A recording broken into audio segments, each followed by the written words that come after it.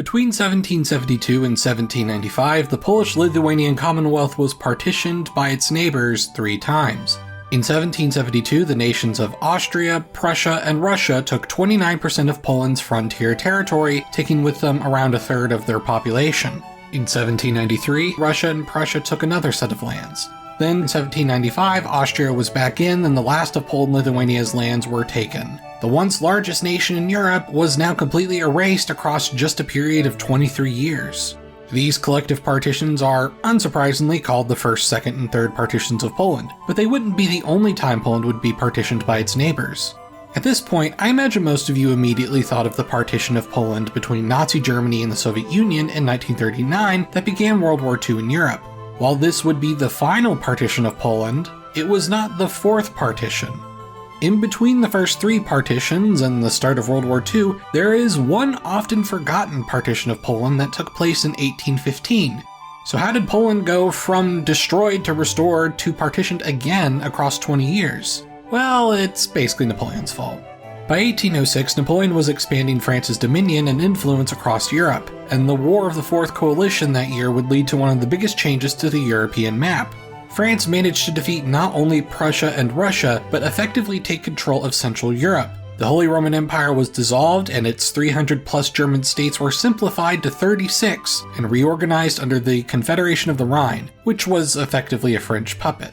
The treaties of Tilsit were signed by Prussia and Russia upon their defeat in early July of 1807. Russia's treaty on the 7th was relatively mild, ceding to Napoleon the Ionian Islands near Greece and agreeing to abandon their occupation of Wallachia and Moldavia in the Ottoman Balkans. Prussia's treaty on the 9th, however, was harsher. Prussia not only lost its West Germanic territories to the Confederation of the Rhine, but also ceded to France all the lands it acquired from Poland during the second and third partitions, as well as around a quarter of the lands from the first partition.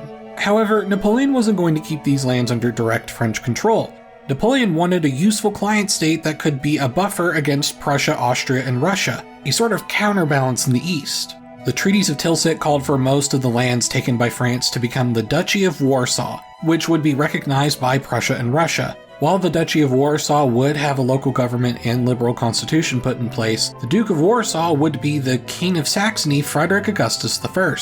Frederick himself had only been upgraded from Elector of Saxony to King of Saxony at the end of 1806 with the end of the Holy Roman Empire, but he wasn't actually that strange of a choice. Back under Polish King Stanisław II, Frederick Augustus had been named his successor to the Polish throne. However, by the time the king died in exile in 1798 after the 3 partitions, Frederick Augustus refused to take the throne.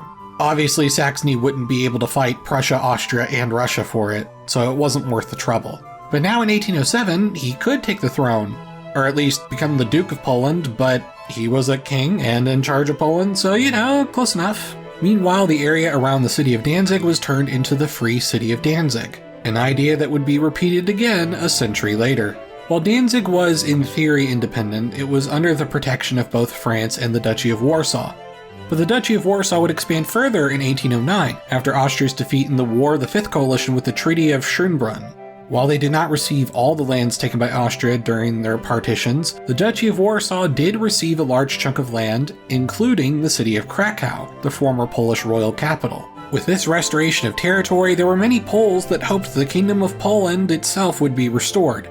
As Napoleon was preparing for his invasion of Russia in 1812, he had this vague idea of strengthening Warsaw's position to encourage their participation and again serve as that counterbalance in the east. While he didn't want to restore a Kingdom of Poland or Poland-Lithuania outright, at least not yet, he did want to strengthen their government.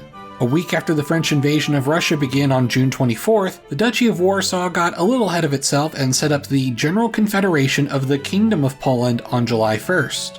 This government named Frederick Augustus the new King of Poland, but Napoleon didn't recognize this. Yet, with the invasion of Russia going on, it wasn't really the time to argue. Also, on July 1st, Napoleon established the Lithuanian Provisional Governing Commission, which was to be an administration over occupied areas in 4 Russian governorates, which really didn't occupy most of the territory it claimed. Nevertheless, on the 14th, Poland decided to take over this administration, with Frederick Augustus naturally taking the title of Grand Duke of Lithuania, bringing the Commonwealth back. However, despite this eager return to form, Napoleon still disputed this matter. He he viewed a lot of this not even mattering if Russia wasn't going to be defeated first. Confusion around these titles of Frederick Augustus are perhaps why some English sources refer to Warsaw as the Grand Duchy of Warsaw, despite it never formally having that title. Regardless, France's invasion of Russia meant that these Lithuanian territories were definitively abandoned and recaptured by Russian forces by the end of the year in 1812. Russian troops soon entered the Duchy of Warsaw in January of 1813 and would occupy it, dashing any hopes for a restored Kingdom of Poland, at least in a way the Poles would have wanted. The Kingdom of Saxony, meanwhile, was torn diplomatically as the Allied coalitions against Napoleon would begin to liberate Germany. Saxony did ultimately side with the Allies during the Sixth Coalition, which made sure Frederick Augustus would remain King of Saxony, but they would definitely be reduced in power and lands. The Free City of Danzig, meanwhile, was re-annexed by Prussia on January 2, 1814. With Napoleon defeated, the Congress of Vienna had the job of redrawing the map of Europe in 1815. The Duchy of Warsaw, according to the Congress, was to be partitioned between Prussia and Russia. However, unlike the first three partitions, this wasn't total annexation. While Prussia annexed some border territories back, most of its second partition territories became the Grand Duchy of Posen, whose Grand Duke would be the Prussian king. In the south, the area around the city of Krakow became a neutral and independent free city. The rest of the former Duchy of Warsaw became the Kingdom of Poland, a Russian puppet state where the Russian Tsar was the Polish king. This fourth Polish partition ended any real independence for Poland for over a century. What little legal illusion of sovereignty Poland did have was lost, though, after a failed uprising in 1830. As a result, in 1832, the Kingdom of Poland was directly incorporated into Russia, now having minimal administrative distinction. Basically, it was only distinct on paper, which is why historians often call the entity Congress Poland. The Polish uprising of 1830 also convinced the Prussians to increase Germanification efforts in Posen. Between 1846 and 1848, liberal uprisings would occur across Europe, including in the Free City of Krakow in 1846, which resulted in the Austrian Empire annexing the Free City, ending its independence. The Poles in Poznan, meanwhile, attempted their own uprising in the spring of 1848, while most of Europe was also embroiled in uprisings. However, this one, like most of the 1848 uprisings, ultimately failed, and as a result the Grand Duchy of Posen was annexed into Prussia fully as a province. Some historians have referred to the period between 1830 and 1848 as a sort of slow-moving fifth partition of Poland, but in my opinion these are multiple events too spaced apart to really count as a singular partition. Plus, it was already partitioned anyway. While Poland would briefly be used as a German puppet state during World War I, Poland wouldn't truly be independent until after the war, when the Polish Republic was established in 1918 and recognized in 1919 with larger borders. Then, of course, only 20 years later, Poland would sadly be partitioned again.